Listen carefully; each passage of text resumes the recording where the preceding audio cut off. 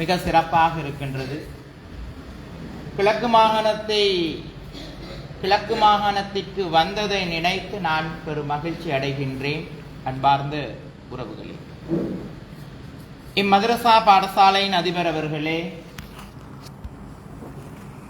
இன்று இந்த நிகழ்வை நடாத்துவதற்கும் எமக்கு வாய்ப்பளித்த என்னுடைய நண்பர், சமூக சேவையாளர், கிழக்கு மாகாணத்திலே நிந்த ஊர் சொத்து சிம்லி மௌலவி அவர்களே,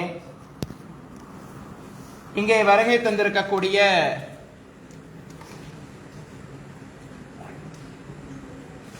சிறப்பு விருந்தினர்களே, சட்டத்தரணி ஐயா அவர்களே, பழைய மாணவர்களே, நலன் விரும்பிகளே, பெற்றோர்களே, அன்பு நிறைந்த மாணவ செல்வங்களே, உங்கள் அனைவருக்கும் அன்பார்ந்த இரவு நேர வணக்கங்களை முதலாவதாக நான் தெரிவித்துக் கொள்கின்றேன். என்னுடைய பெயர் புகவந்தலாவ ராகுல தேரர். நான் இருப்பது சபரகம மாகாணத்திலே பலாங்கொடையில் ஸ்ரீ சுதர்மாராம விகாரையின் தங்கியிருக்கின்றேன். மதம் கடந்து மனிதர்களாக வாழ வேண்டும் என்ற எண்ணம் என் மனதிலே எப்பவும் இருந்தது, இருந்து கொண்டு இருக்கின்றது, இனிமேலும் இருக்கும். அதற்கு காரணம் பல விடயங்கள் இருக்கின்றது. இந்த மதரசா பாடசாலையிலே இன்று உங்களோடு கலந்துரையாடல் செய்வதற்கு, உங்களோடு பயணிப்பதற்கு எமக்கு வாய்ப்பை ஏற்படுத்தி கொடுத்த என்னுடைய நண்பர் சிம்லி மௌலவி அவர்களுக்கு இந்த நேரத்திலே நன்றியை சொல்ல கடமைப்பட்டிருக்கின்றேன். அதேபோல் என்னுடைய கிழக்கு மாகாண பயணத்திலே நான் முதலாவதாக வந்து இறங்குவது காத்தாங்குடி அக்ஸா பள்ளிவாசலின் முன்னால் காத்தாங்குடியை வசிப்பிடமாக கொண்ட என்னுடைய நண்பர், உடன்பிறா சகோதரர் நளின் நானா அவர்களே,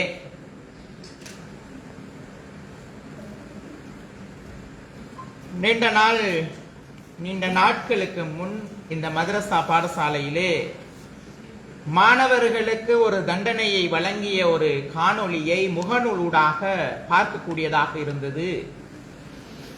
அந்த நேரத்தில் நான் அதை பார்த்து உடனடியாக ஒரு பதிவை இட்டேன்.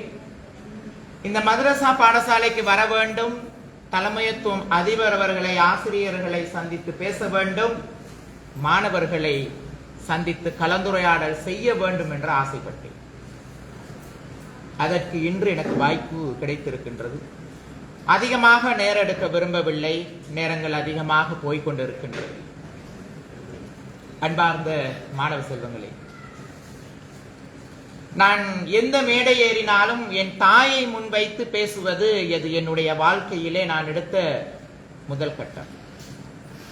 இன்று நான் உங்கள் முன்னிலே பேசுவதற்கான காரணமும், இங்கே இந்த நாட்டின் சட்டத்தை படித்து சட்டத்தரணியாக இருக்கக்கூடிய இந்த பெரியோர்களும், இப்பாடசாலையின் அதிபர் அவர்களும், என்னுடைய நண்பர் சிம்லி மௌலவி அவர்களும், நளின் நானா அவர்களும், இங்கே வந்திருக்கக்கூடிய பழைய மாணவர்கள், பெற்றோர்கள் எல்லாரும் இந்த நேரத்திலே இந்த இடத்திலே அமர்ந்து இவ்வளவு அழகான ஒரு கலந்துரையாடல்களை செய்வதற்கான காரணம் எம்மை பெற்றெடுத்த தாய் என்பதை நாம் ஒருபோதும் மறந்துவிடக் கூடாது. இஸ்லாம் மார்க்கத்திலே ஒருவர் போய் நபி அவர்களிடம் கேட்கின்றார்கள், சொர்க்கம் எங்கே இருக்கின்றது என்று சொல்லி. நபி அவர்கள் சொல்லுகின்றார், உன் தாயின் திருவடியை போய் பார், அந்த இடத்திலே சொர்க்கம் தெரிகின்றது என்று சொல்லுகின்றார். என் வாழ்க்கையிலே நான் முதலாவதாக மரியாதை செலுத்துவது யாருக்கு? உன் தாய். இரண்டாவதாக உன்னுடைய தாய்க்கு. மூன்றாவதாக உன்னுடைய தாய். அன்பார்ந்த மாணவர்களே, ஒரு நிமிடம் உங்களுடைய உம்மா அவர்களை மனதிலே நினைத்து பாருங்கள், உங்கள் கண் முன்னே நிறுத்திக் கொள்ளுங்கள்.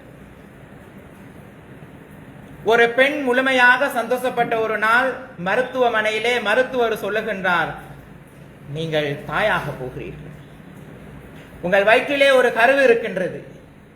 அந்த நேரம் பேரானந்தம் அடைகின்றார், எம்மை இந்த உலகத்திற்கு பெற்றெடுத்த தாய்.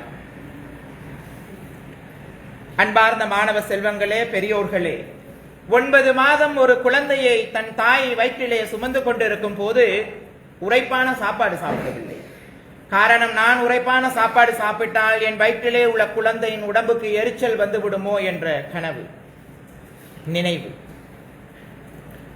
சூடாக தண்ணீர் குடிக்கவில்லை, நான் சூடாக தண்ணீர் குடித்தால் எங்கே என் வயிற்றிலே உள்ள என்னுடைய மகனுக்கு மகளுக்கு உடம்பு சுட்டுவிடுமோ என்று யோசிக்கின்றார். 9 மாதங்கள் இரவு பகலாக கண் விழித்து நான் நித்திரையில் மறுபக்கம் திரும்பி படுத்தாலும் என் குழந்தைக்கு வலிக்குமோ என்று யோசித்தவள் தான் உங்களை இந்த உலகத்திற்கு பெற்றெடுத்த உம்மா அவர்கள்.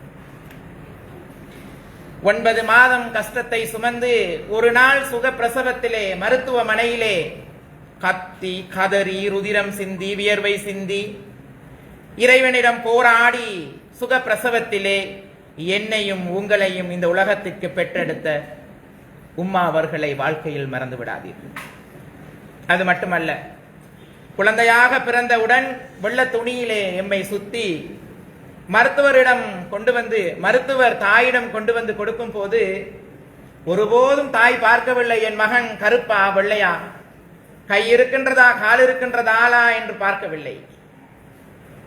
உங்கள் முகத்தை பார்க்கும் போது நாங்கள் உதடை சப்புகிறோம். தாய் உணர்கிறாள், என் குழந்தைக்கு பசி வந்து விட்டது, என் குழந்தையின் பசியை போக்குவர். தன் உடம்பிலே உள்ள ருதிரத்தை பாலாக எமக்கு முதலாவதாக மனிதனாக குழந்தையாக பிறந்தவுடன் என் பசியை முதலாவதாக போக்கியது தாயின் மார்பிலே இருந்து வெளியாகிய பால் என்பதை வாழ்க்கையில் ஒருபோதும் மறந்து விடாதீர்கள். மறந்தால் இறைவன் கூட எம்மை மன்னிக்க மாட்டார். அன்பார்ந்த மாணவ செல்வங்களே, இன்று நான் இந்த அவையிலே உங்கள் முன்னிலையிலே பேசிக் கொண்டிருப்பதற்கு காரணம் என்னை பெற்றெடுத்த அம்மா. 10 வயதிலே தகப்பனை இழந்தோம். 3 குழந்தைகள் என் தாய்க்கு. காலையில் சாப்பிட்டால் பகலைக்கு இல்லை, பகலைக்கு சாப்பிட்டால் இரவைக்கு இல்லை. ஒரு அறையில் தூங்க வேண்டும். எனக்கு இரவைக்கு தலையணையாக வந்தது என் தாயுடைய கை. குளிருக்கு போர்வையாக மாறியது என் தாயுடைய புடவை.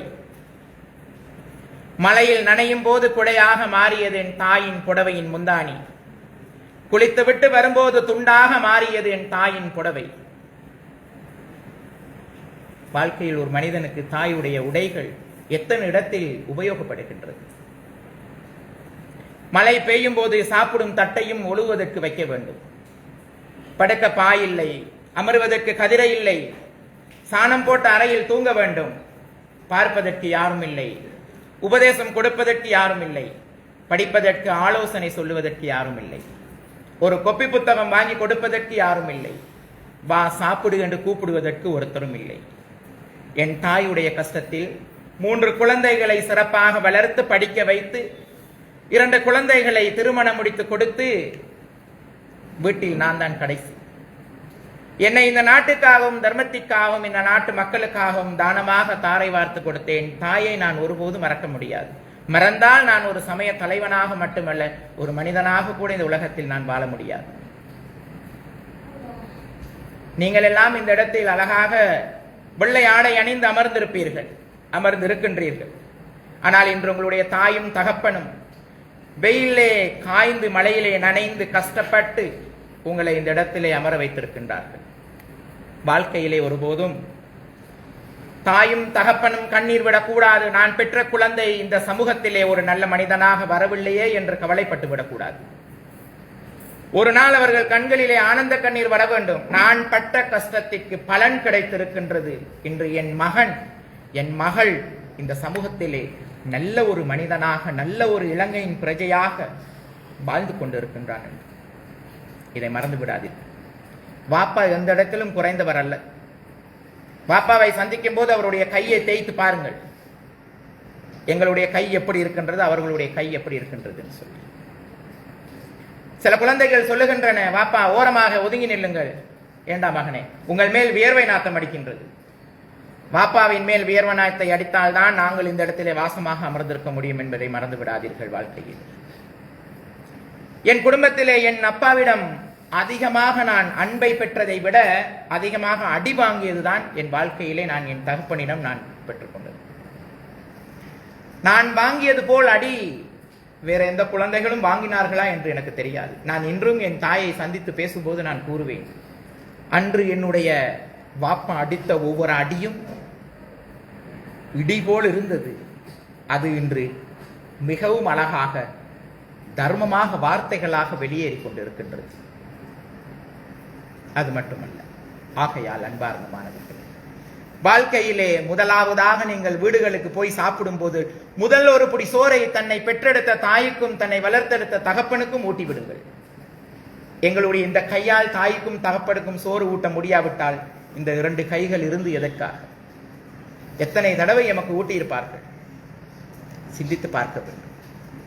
வாழ்க்கையிலே முதலாவதாக நண்பனாக நண்பியாக தாய் தகப்பனை ஏற்றுக்கொள்ளுங்கள். அவர்கள் என்ன சொல்லுகின்றார்களோ அதை கேளுங்கள். இன்றும் நான் பல நாடுகளுக்கு போயிருந்தாலும் பல மேடைகள் ஏறி இருந்தாலும் இன்றும் என்னுடைய தாய்க்கு நான் பயம். இதை செய்ய வேண்டாம் மகனே என்று சொன்னால் நான் செய்ய மாட்டேன். இன்றும் என் தாய், மகனே உன்னுடைய துறவரம் வாழ்க்கை போதும், நீ என்னோடு வந்து விடு என்று ஒரு வார்த்தை கூறினால் அந்த நொடியே நான் காவியை கலட்டி வைத்துவிட்டு நான் இல்லற வாழ்க்கைக்குள்ளே என் தாயை பார்ப்பதற்கு நான் போய்விடுவேன். கௌதம் புத்த பகவான் அழகாக சொல்லுகின்றார், உன் தாய் தகப்பனை இறுதியாக பார்ப்பதற்கு யாரும் இல்லை என்றால் உன் காவியை நீ கலட்ட வேண்டும். இல்லற வாழ்க்கையை விட்டு நீ வீட்டுக்கு போக வேண்டும். துறவரம் வாழ்க்கையை விட்டு வீட்டுக்கு போக வேண்டும். இல்லற வாழ்க்கையை கையில் எடுக்க வேண்டும். உன் தாய் தகப்பனை பார்த்து அவர்கள் இறந்த பிறகு அவர்களுக்கு இறுதி சடங்கு செய்து முடித்த பிறகு நீ மீண்டும் காவி அணிந்து துறவரம் போகலாம் என்று. அப்படி உனக்கு இல்லற வாழ்க்கைக்கு போக விருப்பமில்லை என்றால் நீ துறவியாகவே இருக்க வேண்டுமாக இருந்தால் நீ இருக்கும் ஆசிரமத்திற்கு உன் தாய் தந்தையரை அழைத்து வர வேண்டும். விடிய காலையில் திருவோடு ஏந்தி ஒவ்வொரு வீடாக நீ பிச்சை எடுக்க வேண்டும்.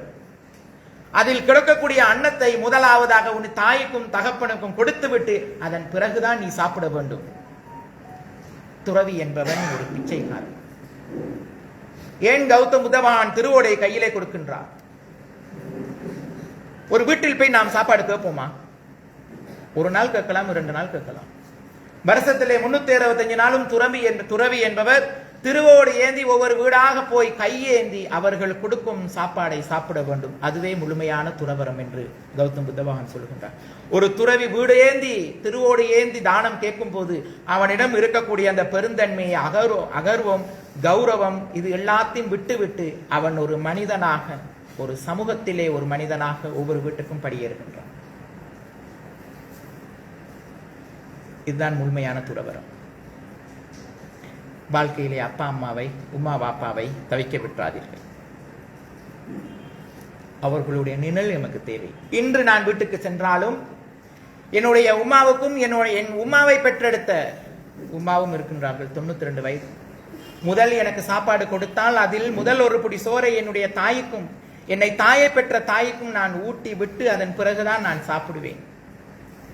அவ்வளவு எனக்கு சந்தோஷமாக இருக்கும். நான் இன்றும் வீட்டுக்கு போனால் என் தாயுடைய கைகளிலே நகங்களை வெட்டி உடைகளை கழுவி கொடுத்து தலைக்கு எண்ணெய் வைத்து தலையை வாரி அவளை சுகமாக இருக்கின்றீர்களா என்று கேட்டு அதன் பிறகுதான் நான் காரணம், இன்று நான் இந்த இடத்தில் இருப்பதற்கு காரணம் என்னுடைய தாய் தகப்பனை மறந்து விடாதீர்கள்.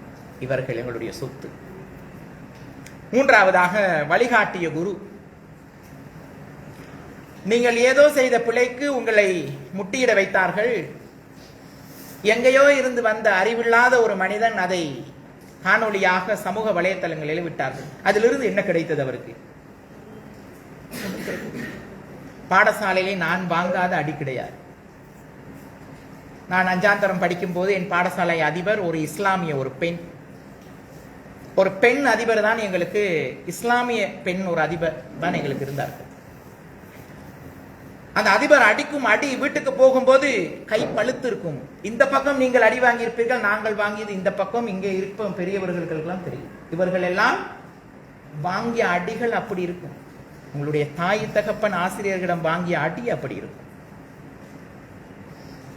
கிட்டத்தில் போய் நான் என் அதிபரை பார்க்கும் போது அவர்கள் கண்ணுகளிலிருந்து கண்ணீர் வடிந்தது. நான் சமூக வலைத்தளங்களில் அதை விட்டிருந்தேன். யாரும் பார்த்தீர்களா என்று தெரியவில்லை. எங்களுக்கு படிப்பித்த அதிபரை பார்ப்பதற்கு நான் சென்றேன். அவருக்கு தெரியாது நான் அவருடைய பழைய மாணவன் என்று சொல்லி. நான் வீடு தேடி போகின்றேன். பழைய அதிபர் அவர்கள் வீட்டிலே உட்கார்ந்து குரான் படித்துக் கொண்டிருக்கின்றார்கள். நான் கேட்டை திறந்து கொண்டு உள்ளே போகின்றேன். அதிபர் அவர்கள் வீட்டுக்கு உள்ளே ஓடிவிட்டார்கள் பயந்து விட்டு. எதற்காக தேரர் ஒருவர் என் வீட்டை தேடி வருகின்றார் என்று. அதன் பிறகு நான் பக்கத்திலே போய், அதிபர் அவர்களே, என்று பேசும்போது அவர் மேலையும் கீழையும் பார்க்கின்றார். ஒரு தேரர் அவர்கள் இவ்வளவு அழகாக தமிழ் பேசுகின்றார் என்று சொல்லி நான் சொன்னேன், உங்களுடைய பழைய மாணவனாக நான் உங்கள் வீடு தேடி வந்திருக்கின்றேன் என்று சொல்லி. அவர்களுடைய கண்களிலே கண்ணீர் வடிகின்றது. அதை பார்த்து என் கண்களிலே ஆனந்த கண்ணீர் வடிந்தது. அவர்கள் எமக்கு படிப்பித்தது, அவர்கள் எம்மை அடித்தது, வீட்டிலே அவர்களுக்காக கொண்டு வந்த உணவை எமக்கு பரிமாறியது, இதெல்லாம் எங்களுக்கு இன்னும் ஞாபகம் இருக்கின்றது. அடி வாங்காமல் நாங்கள் வாழ்க்கையில் உருவாக முடியாது.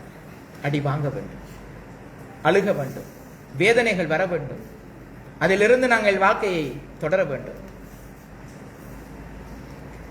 முட்டியிட்ட மாணவர்களை சமூக வலைத்தளங்களில் நான் பார்த்துவிட்டு யோசித்தேன், அந்த காணொளியை எடுத்தவர் படிக்கவில்லையா? ஆசிரியர்களிடம் அடி வாங்கவில்லையா? பிழைகள் செய்யவில்லையா? எதற்காக இதுவரை இப்படி செய்தார் என்று. அதன் பிறகுதான் நான் சிம்லி மௌலவிகளிடம் தொலைபேசியினூடாக தொடர்பு கொண்டு கேட்டேன், இது எங்கே, எந்த மதரசா பாடசாலை என்று. அந்த நேரம்தான் அவர் கூறினார் இப்பாடசாலையை பற்றி. அதற்காக வர வேண்டும் என்று நினைத்தேன். அந்த நேரத்தில் நான் சொன்னேன், இதை சமூக வலைத்தளங்களிலே பகிராதீர்கள். பகிரும் அளவுக்கு இது பெரிய விடயம் கிடையாது. ஒரு மாணவன் அடி வாங்காமல் உருவாக முடியாது. நான் ஒரு நாள் பாடசாலைக்கு போறேன் என்று போய் வாழத்தொப்புலே ஒளிந்து விட்டேன், போகவில்லை. காரணம், எனக்கு ஆங்கில பாடம் என்றால் பிடிக்காது. அன்று முதலாவதாக ஆங்கில பாடம், எனக்கு போக விருப்பமில்லை. என்னுடைய தாத்தா சுருட்டு குடிப்பவர். தாத்தாவின் சுருட்டுப்பட்டியிலே 5 ரூபாயை எடுத்துக்கொண்டு நான் போய் கேன்டீனிலே தொப்பியை வாங்கி சாப்பிட்டு விட்டு ஒளிந்து விட்டேன். இரண்டு தப்புகள் செய்திருக்கின்றேன். வாழத்தொப்பில் ஒளிந்த எண்ணெய் அதிபர் அவர்கள் எடுத்துக்கொண்டு அவருடைய காரியாலயத்திலே முட்டியிட விட்டு பாடசாலை விட்டு எல்லா மாணவர்களும் போய்விட்டார்கள். என்னை பாடசாலைக்குள்ளே வைத்து பூட்டி விட்டு போயிட்டார் அதிபர் அவர்கள். இதுதான் உனக்கு தண்டனை. கால சாப்பாடும் இல்லை, பகல் சாப்பாடும் இல்லை. 5 மணிக்கு என்னுடைய தாய் அதிபரை சந்தித்து கூட்டிக் கொண்டு வந்து அதன் பிறகு பாடசாலையை திறந்து என் தாயிடோடு என்னை அனுப்பி வைத்தார் அதிபர் அவர்கள். வீட்டுக்கு போன பிறகு என் சுருட்டுப்பட்டியில் இருந்த 5 ரூபாய் எங்கு தெரியவில்லை. நேரடியாக கேன்டீனுக்கு போகிறார். கேன்டீன்ல சொல்லுகிறார்கள், அண்ணன் தம்பி 2 பேரும் 5 ரூபாய் கொண்டு வந்து அந்த நாட்களில் இருந்தது புல்டோ என்ற ஒரு தொப்பி வாங்கி சாப்பிட்டார்கள். 1/2 மணி நேரம் என் தாத்தாவிடம் அடி வாங்கினேன், அவர் கையில வைத்திருக்கக்கூடிய கம்பை. இது பொய் அல்ல, என் முகநூலூடாக லைவாக போய் கொண்டிருக்கின்றது. என் தாயார் அவர்களும் சில நேரம் பார்த்துக் கொண்டிருப்பார். என் தாத்தாவிடம் வாங்கிய அடி என்று ஒவ்வொரு வார்த்தைகளும் இந்த சமூகத்திற்கு, மக்களுக்கு மனிதநேயத்தை கொடுக்கக்கூடிய வார்த்தைகளாக என்று கொடுத்துக் கொண்டிருக்கின்றன. அப்பொழுது அன்பார்ந்த மாணவர்கள், நாங்கள் எல்லாம் வாங்காத அடி கிடையாது, நாங்கள் எல்லாம் மண்டியிடாத இடம் கிடையாது, வாங்காத ஏச்சி கிடையாது. என் வாழ்க்கையில் என் தகப்பன் எப்படி என்னை அடித்தாலும் என் தாய் இன்று வரைக்கும் என் தாயுடைய கை என் மேல் அடிப்பதற்காக பாயவில்லை. இதுதான் உண்மை. ஆகையால் கஷ்டப்பட வேண்டும், முயற்சி செய்ய வேண்டும், கவலைப்பட வேண்டும், பசியில் இருக்க வேண்டும், அதோடு வாழ்க்கையில் முயற்சி செய்ய வேண்டும், படிக்க வேண்டும். அன்பார்ந்த மாணவர்களே, நீங்கள் எல்லாம் ஒரு நாள் இந்த மதரசா பாடசாலையை விட்டு மௌலவியாக வெளியேற போகிறீர்கள். பட்டமளிப்பு விழா முடிந்து வெளியேற போகிறீர்கள். அன்று உங்களுடைய தாய் உங்கள் பக்கத்திலே இருந்து ஆனந்த கண்ணீர் விடுவார். இறைவா, நான் பட்ட கஷ்டம் எனக்கு இன்றைக்கு பலன் கிடைத்தது. என் மகன் இன்று ஒரு மௌலவியாக, ஒரு சமய தலைவராக இன்று இந்த பாடசாலையில் இருந்து வெளியேறுகிறார், ஒரு சமூகத்தையே கட்டி ஆளப் போகின்றான் என்ற அந்த ஆசை ஒவ்வொரு தாய் தகப்பனுக்கும், ஒவ்வொரு வழிகாட்டிய குருவுக்கும் ஆனந்த கண்ணீர் வரும். அன்று எங்கேயோ மேடை ஏறி இந்த மாதிரி நீங்கள் பேசும்போது உங்களுடைய தாய் தகப்பன், உங்களுக்கு வழிகாட்டியாக இருந்த அதிபர்களும் ஆசிரியர்களும் பெரும் மகிழ்ச்சி அடைவார்கள். நான் பட்ட கஷ்டம் என்று பாருங்கள், நான் விதைத்த விதை இன்று ருட்சமாக வளர்ந்து இருக்கின்றது என்று. இதான் உண்மை. இந்த நாட்டில் 2 மொழிகள் இருக்கின்றது, முதன்மையாக தமிழ் மொழியும் சிங்கள மொழியும். அன்பார்ந்த மாணவர்களே, உங்களிடம் 2 கைகளையும் கூப்பி நான் உங்களிடம் கேட்பது, இந்த நாட்டிலே தமிழர்கள் சிங்கள மொழியை படித்துக் கொள்ளுங்கள், சிங்களவர்கள் தமிழ் மொழியை படித்துக் கொள்ளுங்கள். ஒருத்தருக்கு ஒருவர் புரிந்து கொள்ளுங்கள். நீங்களும் ஒரு நாள் சிங்கள மொழியை படித்துவிட்டு எங்களுடைய விகாரைகளுக்கு வர வேண்டும். அங்கே மேடை ஏறி நபி அவர்கள் குரானிலே என்ன சொன்னார் என்பதை, இறைவன் இந்த உலகத்திற்கு என்ன சொன்னார் என்பதை சிங்கள மொழியிலே நீங்கள் விகாரைகளிலே மேடை ஏறி நீங்கள் சிங்கள பௌத்த மக்களுக்கு நீங்கள் போதனைகள் செய்ய வேண்டும். இது எங்களுடைய எதிர்பார்ப்பு. இதுதான் எங்களுடைய எதிர்பார்ப்பு. இந்த நாட்டிலே இஸ்லாமியர்கள் மீது தவறாக ஒரு சாயம் பூசப்பட்டது. அந்த நேரம் நாங்கள் குரல் கொடுத்த போது அதிலிருந்து பல பிரச்சனைகளை சந்தித்தோம். இருந்தாலும் பயப்படவில்லை. காரணம், தர்மத்தின் பாதையிலே பயணிக்கின்றோம். தர்மம் எம்மை காக்கும். இதான் உண்மை. நீங்கள் எல்லாம் ஒரு நாள் தலைவராக வெளியேறப் போகிறீர்கள். தலைமைத்துவம் என்பது என்ன? குரானை படித்துவிட்டு மௌலவியாக உலமாக்களாக வெளியேறி ஒவ்வொரு பள்ளிவாசலுக்கும் போய் இஸ்லாமியர்களுக்கு மட்டுமே தர்ம போதனைகள் செய்ய வேண்டும் என்ற அவசியமே கிடையாது. மார்க்கத்தை போதிக்க வேண்டும் இஸ்லாமியர்களுக்கல்ல, மனிதர்களுக்கு. கௌதம் புத்த பகவான் தர்மத்தை போதித்து விட்டு எந்த இடத்திலும் சொல்லவில்லை இது பௌத்தர்களுக்காக நான் போதித்த தர்மம் என்று. முகமது நபி அவர்கள் இந்த தர்மத்தை போதித்து விட்டு எந்த இடத்திலும் சொல்லவில்லை இதை இஸ்லாமியர்களுக்காக நான் போதித்தது என்று. இயேசுநாதர் இந்த மார்க்கத்தை இந்த உலகத்திற்கு கொடுத்து நான் போதித்தது கிறிஸ்தவர்களுக்கு என்று ஒருபோதும் சொல்லவில்லை. சைவ சமயத்திலே கிருஷ்ண பரமாத்மா இந்த தர்மத்தை போதித்து விட்டு இது இந்துக்களுக்கு என்று எந்த இடத்திலும் சொல்லவில்லை. எங்களுடைய அதிபர் அவர்கள் கூறியது போல் எல்லாம் அஹிம்சையை போதித்திருக்கின்றது, அன்பை போதித்திருக்கின்றது, இரக்க குணத்தை போதித்திருக்கின்றது. கௌதம் புத்த பகவான் சொல்லுகின்றார், எந்த இடத்திற்கு போனாலும் நீ உன்னை உதாரணப்படுத்தி நீ அந்த சமூகத்தோடு வாழ வேண்டும். அன்பார்ந்த மாணவர்களே, காவி உடுத்திய துறவியாக இருந்தாலும், தொப்பி அணிந்து ஜிப்பா போட்ட மௌலவியாக இருந்தாலும் என் தலைமுடியும் நரைக்கத்தான் போகின்றது, உங்களுடைய தலைமுடியும் நரைக்கத்தான் போகின்றது. என்னுடைய தோளும் சுருங்கதான் போகின்றது, உங்களுடைய தோளும் சுருங்கதான் போகின்றது. இந்த உடம்புக்கு நோய் வரதான் போகின்றது, உங்களுடைய உடம்புக்கு நோய் வரதான் போகின்றது. எனக்கும் ஒரு நாள் எழும்பி நடக்க முடியாமல் போக போகின்றது, உங்களுக்கும் அதே நிலைமை வரப்போகின்றது. ஒரு நாள் இந்த உடம்பு இந்த பூமிக்கு உரமாக போகின்றது. ஆத்மா எங்கே போக வேண்டும்? நாம் உயிரோடு வாழும் போது தீர்மானிக்க வேண்டும். இருப்பதை விட மறுமை இதை விட சிறப்பாக இருக்க வேண்டும். ஒரு நாள் இறக்க போகின்றோம். ஜனாசபை 4 பேர் தூக்கி கொண்டு போக போகிறார்கள். பின்னால் 40 பேர் வரப்போகின்றார்கள். அந்த 40 பேர் சொல்ல வேண்டும், நல்ல மனிதன், சமூகத்துக்கு தேவையான மனிதன், இவரால் இந்த சமூகத்துக்கு நடந்ததெல்லாம் நன்மைதானே, இறைவா இவரை சொர்க்கத்துக்கே அழைத்து செல்வாயா. இந்த 40 பேருடைய ஆசீர்வாதம் இறைவனுடைய காதுக்கு போகும். எம் ஆத்மா நிச்சயமாக சொர்க்கத்தை போய் சேரும் என்பதை ஒருபோதும் மறந்து விடாதீர்கள். அன்பார்ந்தமானவர்களே, நான் பல நாடுகளுக்கு போயிருக்கின்றேன். ஆனால் இலங்கை தாயகம் போல ஒரு நாடை நான் பார்த்தது கிடையாது. எம் தாயகத்தில் என்ன இல்லை, எல்லாம் இருக்கின்றது. நேற்று நானும் சிந்தி மௌலி அவர்களும் நின்ற ஊரிலே கடற்கரைக்கு போய் நிற்கும் போது, எங்களுடைய நலிம் நான் அவர்களோடு போய் நிற்கும் போது நாங்கள் பேசினோம், இந்த சொர்க்கம் எங்கே கிடைக்கும்? நின்ற ஒரு கடற்கரை காற்று எம்மை அவ்வளவு அமைதிப்படுத்தியது. நாங்கள் கடற்கரையை பார்க்க போக வேண்டுமானால் ஒரு நாள் கடந்து போக வேண்டும். கொழும்புக்கோ களுத்துறைக்கோ எங்கேயாவது போக வேண்டும். ஆனால் உங்களுக்கு பக்கத்திலே கடற்கரைகள் இருக்கின்றன. இந்த நாட்டில் எல்லாம் இருக்கின்றது. இந்த நாடு போல ஒரு நாடு எங்கேயும் கிடையாது. நீங்கள் எல்லாம் படித்து பாஸ்போர்ட் எடுத்து எங்கேயோ ஒரு நாட்டுக்கு நீங்கள் போக வேண்டும். ஏர்போர்ட் போய் பிளைட் ஏறி எங்கேயோ ஒரு நாட்டுக்கு போக வேண்டும். அந்த நாட்டுக்கு போய் வந்து இறங்கும் போது தெரியும் எம் தாய் நாடு எவ்வளவு சிறந்த நாடு என்று சொல்லி. அதான் பல நாடுகள் இந்த நாட்டை கண் வைத்துக் கொண்டிருக்கிறது. அன்பார்ந்த மாணவர்கள், எங்களுக்கு முன்னால் இருந்தவர்கள் எங்களுக்கு இந்த நாட்டிலே சேர்த்து வைத்தது பிரச்சனையை தவிர வேறு ஒன்றும் இல்லை. எங்களுடைய முன்னோர்கள் தலைவர்கள் பிரச்சனையை தவிர வேறு ஒன்றும் சேர்த்து வைக்கவில்லை. நானும் என்னுடைய நண்பர் சிம்லி மௌலவியும் நாளை உங்களுக்கு பிறக்க இருக்கும் குழந்தைக்கு பிரச்சனை சேர்த்து வைப்பதற்கு தயாராக இல்லை.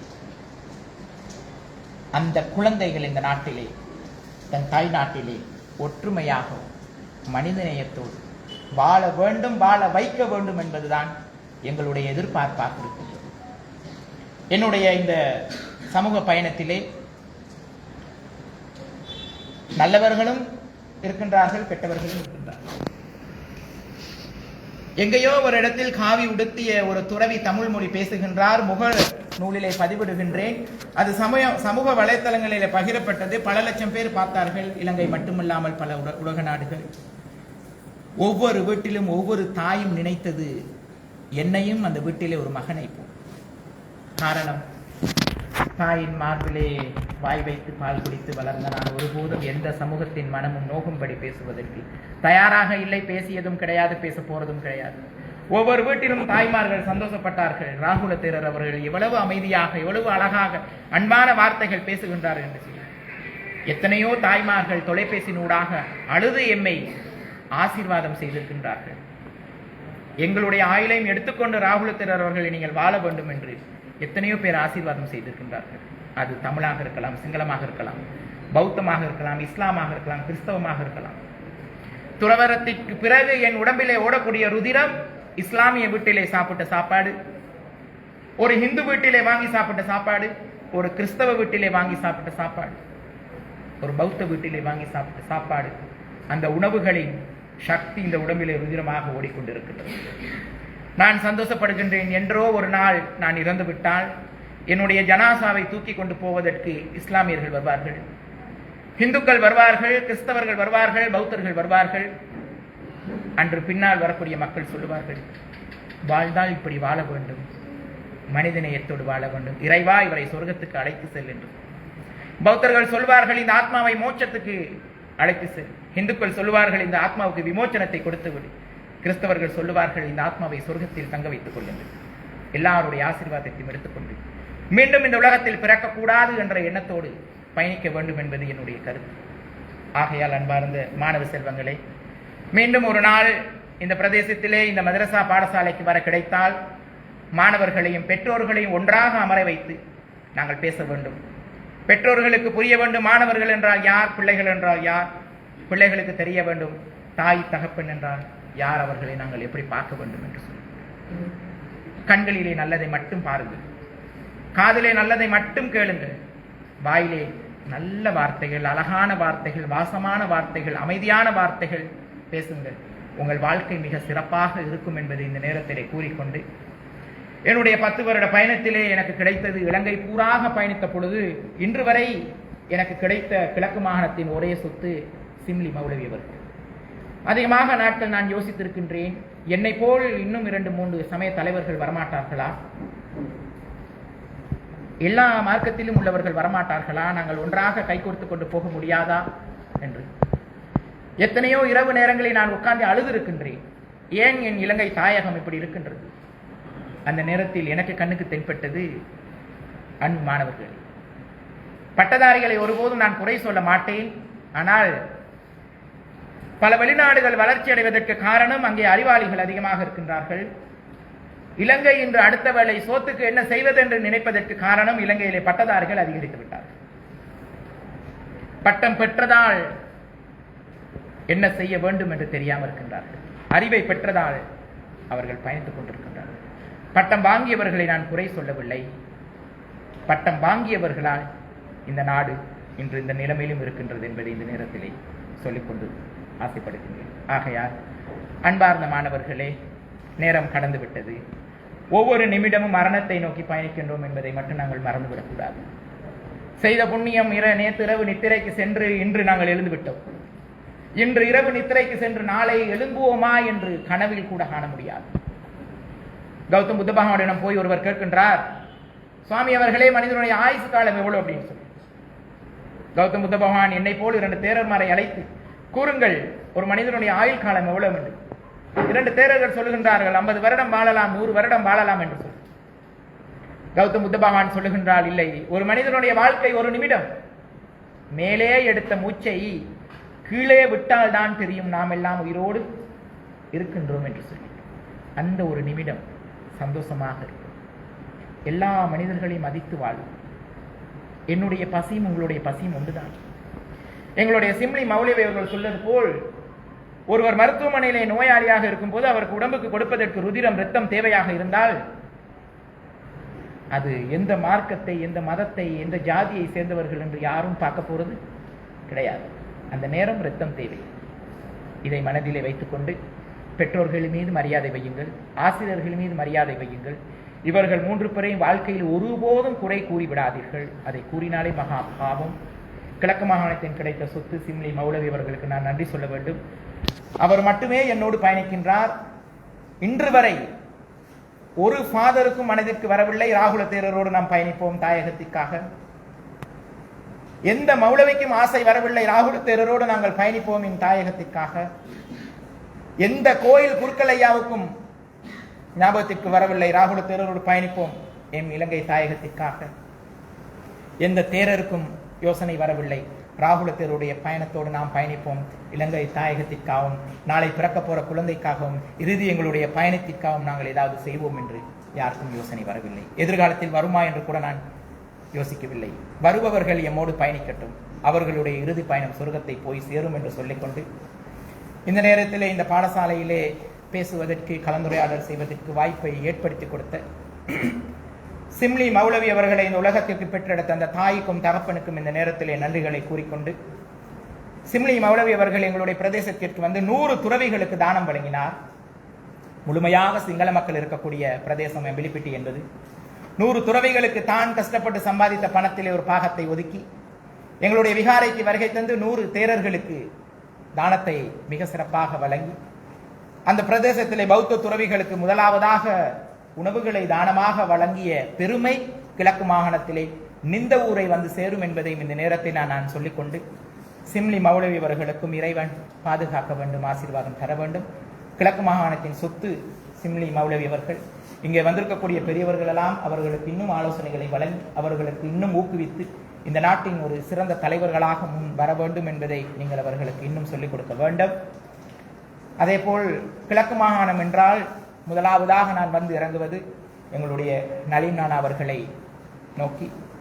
வந்ததிலிருந்து போவது வரைக்கும் தங்குவதற்கு இடம் கொடுத்து, பயணிப்பதற்கு வாகனம் கொடுத்து, பசிக்கு உணவு கொடுத்து, நல்லது கெட்டதெல்லாம் பார்த்து மிக கவனமாக என்னை வழி அனுப்பி வைக்கக்கூடிய என்னுடைய நண்பர், உடன்பிறா சகோதரர் நலீம் நானா அவர்களுக்கு இறைவன் பாதுகாப்பையும் ஆசீர்வாதத்தையும் கொடுக்க வேண்டும் என்று கூறி, இந்த பாடசாலையின் அதிபர் அவர்களே, உங்களுக்கு மனமார்ந்த நன்றிகளை தெரிவித்துக் கொள்கின்றேன். இந்த பாடசாலையிலே கலந்துரையாடல் செய்வதற்கு, பேசுவதற்கு எமக்கு வாய்ப்புகளை ஏற்படுத்தி கொடுத்ததற்கு இப்பாடசாலையின் ஆசிரியர்களுக்கும் நன்றிகளை இந்த நேரத்திலே கூறிக்கொள்ள விரும்புகின்றேன். எமக்கெல்லாம் மூத்த தலைவராக இங்கே இந்த நாட்டின் சட்டத்தை படித்து பல சேவைகளை செய்து இன்றும் இந்த நாட்டுக்கு சேவை செய்து கொண்டிருக்கக்கூடிய ஐயா சட்டத்தரணி ஐயா அவர்களை உங்களுக்கு மனமாற நன்றிகளை தெரிவித்துக் கொள்கின்றேன். தெருவான் சரணாய் என்றால் என்ன என்பதை அவர் தெளிவாக சொல்லியிருந்தால், இந்த உலகத்திற்கு தோன்றிய புத்தனால் போதிக்கப்பட்ட தர்மம், தர்மத்தை ஏற்றுக்கொண்டு துறவரம் சென்ற துறவிகள், மகா சங்கையர்கள், இந்த 3 பேருடைய ஆசீர்வாதம் உங்களுக்கு கிடைக்கட்டும் என்றுதான் தெருவான் சரணாய் என்று சொல்லுகின்றோம். ஆகையால் இங்கே வந்திருக்கக்கூடிய பெரியோர்களே, சிறப்பு விருந்தினர்களே, அன்பு நிறைந்த மாணவர்களே, அங்கே எங்களுடைய சிங்கள மக்கள் சொல்வார்கள், ராகுல தேரர் அவர்களே, எல்லா மக்கள் மீது நாங்கள் அன்பு வைத்திருக்கின்றோம், ஆனால் மொழி கொஞ்சம் பிரச்சனையாக இருக்கின்றது. வருவோம், அவர்களிடம் போய் சொல்லுங்கள், நாங்கள் இந்த நாட்டிலே இஸ்லாமியர்களுக்கு எதிர்ப்பானவர்கள் அல்ல, எம் நாட்டு மக்கள் என்று எங்களுக்கு தெரியும், எங்களை ஒருபோதும் தவறாக நினைக்க வேண்டாம் என்று சொல்லுங்கள். எங்களுடைய தேரர்மார்கள் சொல்லுவார்கள், ராகுல தேரர் அவர்களை வாழ்ந்தால் உன்னை போல் வாழ வேண்டும், நீ பிரகாசமாக வாழ்ந்து கொண்டிருக்கின்றாய், எங்களுக்கும் ஆசைதான், ஆனால் இந்த மொழி இடையிலே பிரச்சனையாக இருக்கின்றது. ஆனால் எங்களுடைய தேரர்கள் அதிகமாக மொழிகளை படிக்கின்றார்கள், நாங்கள் படிப்பிக்கின்றோம். எங்களுடைய பௌத்த தேரர்கள் உங்கள் மீதெல்லாம் அவ்வளவு அன்பு வைத்திருக்கின்றார்கள், அவ்வளவு பாசம் வைத்திருக்கின்றார்கள். ஆனால் வருவார்கள் ஒரு நாள் உங்களோடு சேர்ந்து பயணிப்பதற்கு என்பதை இந்த நேரத்திலே கூறிக்கொண்டு, இந்த நாட்டிலே தமிழர்களுக்கும் சிங்களவர்களுக்கும் ஒரு பாலமாக இருக்க வேண்டும் என்று நினைத்தேன். அந்த பாலம் கொஞ்சம் கொஞ்சமாக தயார் செய்து கொண்டு வருகின்றோம். நானும் எங்களுடைய சிம்லி மௌலவி அவர்களும் சேர்ந்து இந்த நாட்டிலே ஒரு விதையை விதைத்திருக்கின்றோம். முடிந்தால் தண்ணீர் ஊற்றி வளர்ப்போம். ஒரு நாள் விருட்சமாக வளர்ந்து நிற்கும். எல்லா இன மக்களும் அதிலே நிழலுக்கு நாம் போய் அமரலாம். இல்லை என்றால் ஒன்று விருட்சமாக வளர்ந்து நிற்கும், இல்லை என்றால் இந்த மண்ணுக்கு உரமாகும் என்பதை கூறிக்கொண்டு, இந்த நேரத்திலே வாய்ப்பை ஏற்படுத்தி கொடுத்த உங்கள் அனைவருக்கும் நன்றிகளை கூறிக்கொண்டு, எல்லா புகழும் இறைவனுக்கே என்று கூறிக்கொண்டு, என்னை பெற்றெடுத்த தாய்க்கும் இந்த நேரத்திலே நன்றியை கூறிக்கொண்டு, காவி உடையை அணிவித்து என்னை துறவரம் அழைத்து சென்று எனக்கு பல போதனைகளை, பல உபதேசங்களை வழங்கிய என்னுடைய மகாநாயக்க தேரருக்கும் என்னுடைய குருவுக்கும் இந்த நேரத்திலே நன்றிகளை சொல்லிக்கொண்டு, மதம் கடந்து மனிதனாக வாழ்வோம், வாழும் போது வாழ்த்துவோம், வாழும் போது மரணத்தை அழகுபடுத்துவோம் என்று கூறி, மீண்டும் ஒரு முறை பாடசாலைக்கு வர வேண்டும் என்று நினைத்துக் கொண்டு உங்களிடமிருந்து விடைபெறுகின்றேன். நன்றி, வணக்கம், அஸ்ஸலாமு அலைக்கும்.